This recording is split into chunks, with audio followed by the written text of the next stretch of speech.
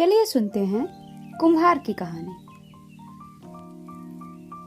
मदन नाम का लड़का लकड़ी काटने के लिए घूम रहा था, लेकिन उसे कोई सूखा पेड़ नहीं मिला। वह प्रकृति से इतना जुड़ा हुआ था कि वह हरे भरे वृक्षों को अपने कुल्हाड़ी की चोट से नहीं काटता।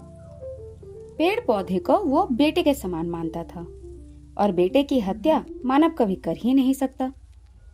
मदन बेहद गरीब था। घर में बुजुर्ग माँ बाप, पत्नी और 2 छोटे छोटे बच्चे थे।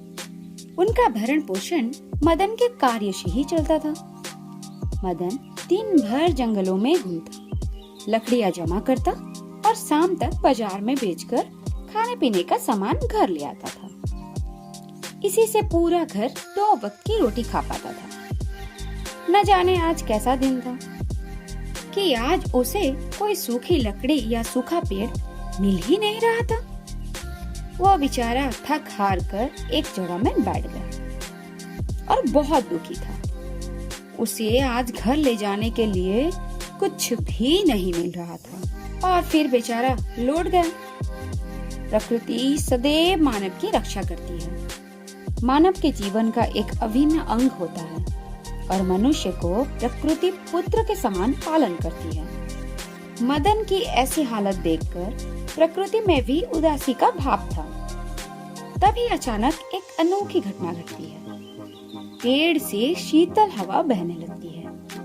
मदन की अचानक नींद खुल जाती है तो वह अपने नजदीक एक कपड़े की पोटली पाता है।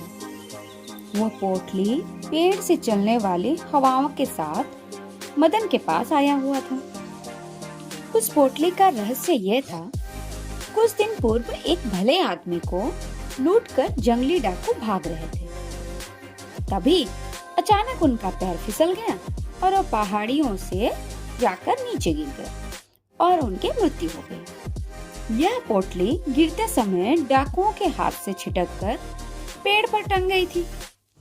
आज आवश्यकता की घड़ी में मदन को उन पैसों से सहायता हो सकी। शिक्षा: जब आप किसी की सहायता करते हैं, निर्दोष लोगों को परेशान नहीं करते हैं, तो प्रकृति भी आपकी सहायता करती है। और जब आप प्रकृति का नुकसान पहुंचाते हैं, तो प्रकृति भी आपको नुकसान पहुंचाती है। यह नुकसान दीर्घकालिक होता है।